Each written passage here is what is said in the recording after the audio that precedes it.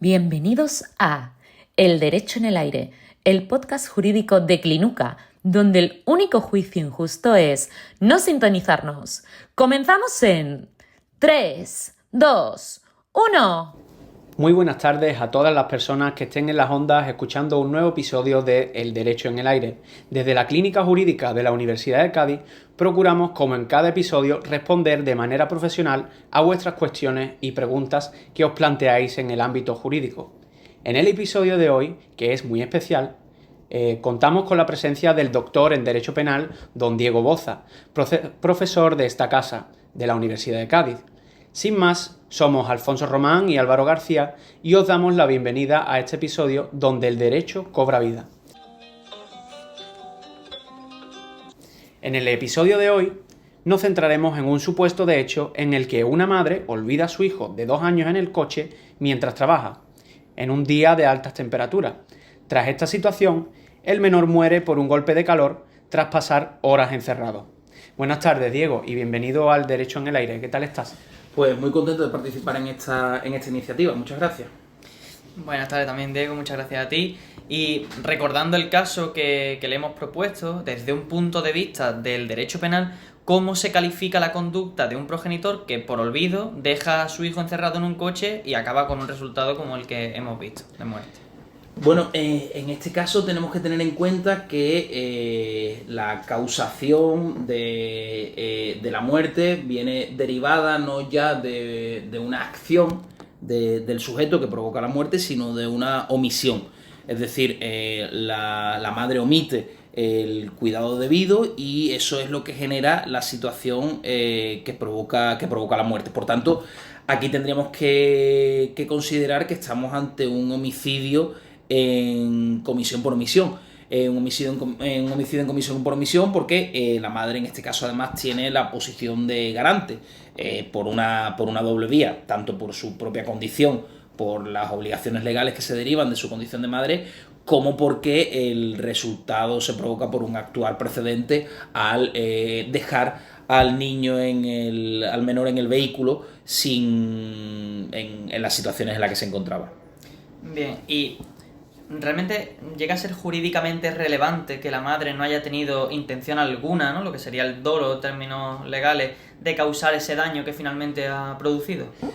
Bueno, como señalas en derecho penal, el tipo subjetivo, que es lo que hace referencia a esto, que es la intención del sujeto, se contempla o se prevé en dos modalidades. Por una parte está la modalidad dolosa, es aquella persona que sabe y quiere ocasionar el delito. Bueno, estos supuestos son penados de forma más grave porque evidentemente el derecho penal reprocha con mayor severidad los supuestos en los que la persona voluntariamente pretende causar el delito y quiere hacerlo. Por otro lado, tenemos los supuestos además, con el tipo subjetivo tenemos los supuestos imprudentes. Esos supuestos imprudentes son aquellos en los que el sujeto no tiene la voluntad de causar el daño, pero omite una norma de cuidado de tal forma que ese incumplimiento de la norma de cuidado es el que provoca el resultado. Y en ese sentido, la imprudencia está castigada. Hay autores que, de hecho, hay autoras, por ejemplo, una profesora de esta casa, la profesora Ava García, que es especialista, entre otras cuestiones, en la cuestión de la imprudencia, sostiene que estos supuestos deberían estar fuera del derecho penal porque el derecho penal, con su posición, con el papel de prevención que debe tener, no tiene sentido que reproche, que castigue los supuestos de imprudencia, porque no hay nada que prevenir cuando la persona no ha querido causar el delito, sino que simplemente lo que ocurre es que no ha cumplido una norma de cuidado. Claro, aquí es cierto que lo que se está castigando no deja de ser el resultado de muerte, ¿no?, que ha tenido esta circunstancia. Pero realmente, si no se hubiese producido ningún resultado o el resultado hubiese sido distinto, ¿existirían consecuencias también penales? Depende de cuál sea el resultado, porque en ese sentido decía antes que tenemos delitos dolosos y delitos imprudentes los delitos imprudentes solo se castigan por una cuestión en numerus clausus, es decir, solo se castigan por imprudencia aquellos delitos que están expresamente tipificados en su forma imprudente. Y aquí, por ejemplo, ocurre con el homicidio y ocurre con las lesiones. Por lo tanto, tanto el homicidio cometido por imprudencia como las lesiones cometidas por imprudencia están castigadas. Si esos hubieran sido los resultados, sí se castigarían. Si el resultado es otro, pues no se me ocurre cuál sería otro resultado. Podríamos hablar de una privación de libertad, aunque sería muy hipotética, porque en realidad un menor de 2 años no tiene el derecho a la libertad ambulatoria separado propiamente del de sus progenitores, pero en ese caso, como por ejemplo alguien que se olvida a otro lo deja encerrado por error, en ese caso no habría delito porque no está prevista la detención ilegal imprudente. Entonces, en el caso dependería del resultado y dependería de que se alcanzase el resultado, porque el castigo de la imprudencia solo se prevé para cuando se producen los resultados. Claro, aquí es verdad que estamos contemplando una situación en la que, digamos, la persona que omite ese deber es la progenitora, la madre, que tiene una posición de garante, ¿no? ¿Hasta qué punto es este papel importante y en qué consiste esa posición de garante? ¿Cómo se adquiere? Bueno, en realidad es que si nosotros lo pensamos desde el punto de vista del derecho penal, estamos haciendo una construcción, estamos haciendo una ficción. ¿Por qué? Porque en realidad estamos vinculando, la causación de un resultado solo se puede producir por una acción. Si yo no hago nada, no causo un resultado. El resultado se causa por otras razones. Entonces, cuando en el derecho penal tenemos muy claro que hay un vínculo, una relación de causalidad entre una acción y un resultado. Si A dispara a B y le da en la cabeza, lo mata. Entonces está claro que hay un vínculo directo entre esa acción y ese resultado. Claro, cuando hablamos de omisión, ya no podemos vincular, no podemos hacer esa relación de causalidad naturalística. Es decir, no hay una relación de que un hecho provoca otro de forma natural. La relación de causalidad que creamos en la omisión es una relación de causalidad, digamos, legal. Es decir, construimos esa relación de causalidad desde el punto de vista de lo legal, no desde el punto de vista natural. En el ejemplo, si el padre se da cuenta de que su hijo está en el coche y lo saca, no se produciría la muerte. Y eso no depende de la omisión de la madre. La omisión la vinculamos al resultado bajo unos criterios jurídicos. Entonces, esta relación de causalidad es una relación de causalidad jurídica. Y en esa relación de causalidad jurídica planteamos que en este supuesto, en los supuestos de omisión, la omisión equivaldrá a la acción cuando se den una serie de condiciones. Entre ellos el de la posición de garante. Solo, porque claro, no podemos hacer... ¿Quién es responsable de que ese menor muera? Teniendo en cuenta todas las personas que han podido pasar por allí, las cámaras de seguridad, etcétera. Los responsables están limitados a la posición de garante. Y la posición de garante, de acuerdo a nuestro Código Penal, artículo 11, se establece en base a 3 cuestiones.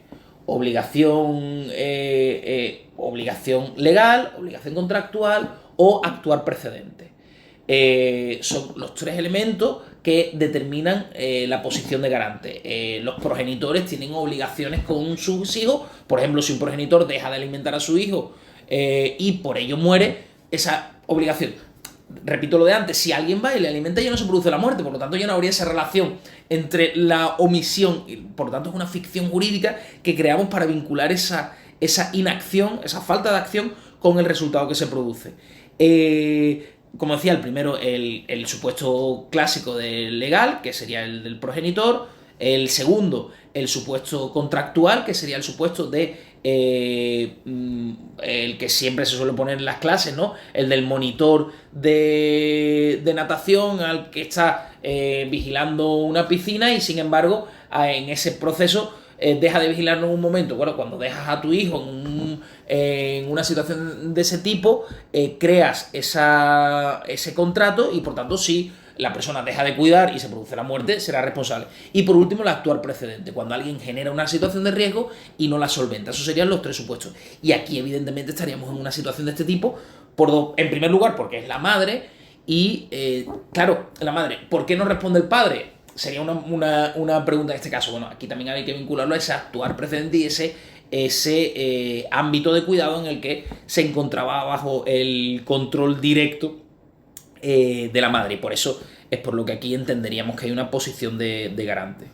Claro, es cierto que esta valoración hipotética, ¿no?, penal que estamos haciendo, realmente la estamos haciendo desde un prisma de absoluta imparcialidad, neutralidad, en el que desconocemos el contexto, ¿no?, laboral, la carga mental o incluso el estrés que pudiese tener, en este caso, la madre. ¿Realmente esto influye en algo a la hora de valorar la situación? Bueno, en realidad, desde un punto de vista general, en el Código Penal, o sea, en nuestro derecho se distinguen 3 imprudencias, ¿no? La imprudencia grave, la imprudencia menos grave y la imprudencia leve. En principio, en el caso del homicidio, tanto la imprudencia grave como la imprudencia menos grave están penadas. Por lo tanto, si los hechos se consideraran imprudencia grave o menos grave, en principio respondería penalmente. Digo en principio porque aquí hay una idea que aún no hemos puesto sobre la mesa, que es el del daño que la propia madre recibe. Es decir, en un supuesto de este tipo, cuando ¿quién es la principal persona que va a sufrir esta situación? Pues la madre. Cuando además no se ha producido de forma dolosa, sino de forma imprudente, cuando se ha producido además por un descuido, por las circunstancias que tú indicas, estrés laboral, una situación de nervios, etcétera, etcétera. Claro, esto es lo que en derecho penal se considera, se denomina pena natural. Es decir, el daño que recibe el propio autor de un delito por la realización de ese delito. Claro, esto, claro, y aquí se nos plantea cuál es la legitimidad del derecho penal para castigar en un supuesto de este tipo a una madre. Es decir, ¿tiene sentido que el derecho penal vaya a meter en prisión a una madre que ha perdido a su hijo? Es decir, y aquí sí que habría que introducir todo el peso de un sistema productivo capitalista como el que tenemos, en el que genera esas situaciones de estrés. ¿Tiene sentido de que nosotros a una madre que por situaciones de estrés, por despiste, por la carga laboral que tiene en ese momento, comete un olvido? Sí, es cierto, se ha producido una muerte, pero realmente el sistema tiene legitimidad para castigar a esa madre por esa muerte que se produce de forma imprudente en un supuesto de este tipo. Bueno, pues me parece que es una pregunta pertinente para hacerse en un caso de este tipo. Porque realmente el hecho de que sea castigada o sea valorada no deja de tener, digamos, el daño que ella sufre, ¿no? O el sufrimiento que le contempla esa pérdida realmente no tiene ninguna influencia a la hora de valorarlo. Desde el punto de vista del derecho penal, no se contempla en ningún lugar esta figura. Esta figura es una figura que se ha planteado en el ámbito de la doctrina, que en algunos ordenamientos es tenida en cuenta, pero que en el ordenamiento español no está prevista. Pero sin embargo sí que nos plantea un reto desde el punto de vista de la legitimidad, desde el punto de vista del propio sentido del sistema penal.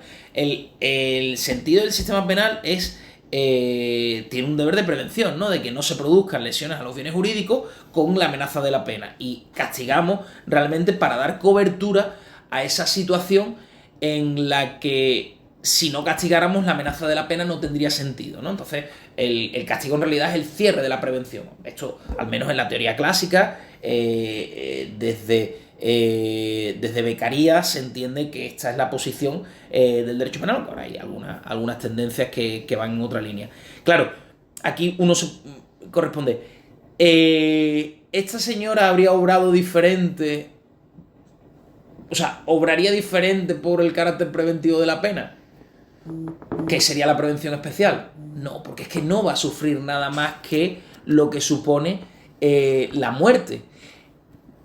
La pena tiene efectos de prevención general, porque claro, en ese caso también podríamos decir, bueno, hay casos en los que, el caso Bretón, ¿no?, que es un homicidio doloso, también podríamos decir, bueno, por mucho que sea la pena, Bretón no va a dejar de matar a sus hijos, porque vale, pero esto sería prevención especial. Ahora vámonos a la prevención general. ¿Van a dejar los progenitores de dejarse olvidados a los hijos porque eso tiene una pena de prisión? No, porque la pena de prisión aquí no tiene ningún valor, o sea, porque no hay mayor pena para una madre, para un padre, que ver morir a su hijo de 2 años. Entonces, tiene sentido desde el punto de vista del derecho penal, desde la función del derecho penal, que que intervengamos en esos momentos y que castiguemos a la madre penalmente, y ahí tiene cuál es la legitimidad que tenemos como sistema para hacer eso y cuál es el alcance que tenemos. Tiene sentido que el derecho penal venga a reprochar eso, es decir, que castigue con 2-3 años de prisión a una madre en una circunstancia de ese tipo. A mí me parece que no tiene ningún sentido. Ya. Sí. De hecho, este tipo de situaciones, ¿no? Y de conflictos, ¿no? Que hay un poco, se pueden asemejar mucho a un caso en el que también ocurre un abandono de menores y en el que se podría decir que no, que también fue un descuido y demás. Entonces, ¿realmente concurrirían ambos tipos o prevalece uno sobre otro? ¿Cómo es posible, digamos, determinar si realmente se te olvida, si lo querías dejar? Fíjate que el abandono de menores en nuestro derecho penal está castigado solo en su forma dolosa. Por lo tanto, aquí no podríamos entender que hay un abandono de menores porque hay un olvido. Por lo tanto, hablábamos antes del castigo del dolo y la imprudencia, el abandono de menores imprudentes no está penado. Por lo tanto, aquí no cabría el reproche como abandono de menores. Si fuera un abandono de menores doloso, sí es verdad que hay una categorización, si el abandono de menores es temporal, si es definitivo, y si el abandono de menores genera peligro o no. En este caso, claro, es distinto el supuesto en el que ha habido también alguno en la prensa últimamente, el padre que se va a comprar y para no despertar al niño, porque le va a dar la lata, lo deja en el coche. En ese caso sí que el abandono de menores sí sería doloso, porque el padre sabe que está dejando al menor solo en esas condiciones y habría que ver cuál es el resultado. Claro, aquí habría que distinguir, el abandono sí que sería doloso, pero incluso si se produjera la muerte no sería dolosa, sería imprudente porque el padre no quería causar ese resultado. Por lo tanto, en el caso que estábamos viendo, no podríamos hablar de abandono de menores porque el abandono de menores solo se castiga de forma dolosa. Muy bien. Pues en conclusión, podríamos entender, ¿no?, que el derecho penal no puede abstraerse de la realidad humana que late tras cada caso y que situaciones como la analizada exigen quizás una mirada que combine el rigor jurídico y la comprensión del contexto vital en el que los hechos ocurren. Pues solo así es posible emitir valoraciones justas sobre conductas marcadas por el dolor, la confusión o el olvido y delimitar con precisión cuándo una omisión traspasa el umbral de la relevancia penal. Así que nada, querido Diego, desde Clinuca queremos expresarle nuestro más sincero agradecimiento por tu generosa participación en este proyecto. Sabemos que el derecho penal plantea en ocasiones dilemas jurídicos y humanos de enorme complejidad y apreciamos profundamente que hayas compartido con nosotros tu tiempo, tu criterio y tu sensibilidad jurídica para ayudarnos a comprender mejor situaciones tan difíciles, no tan complejas como las que hoy hemos analizado.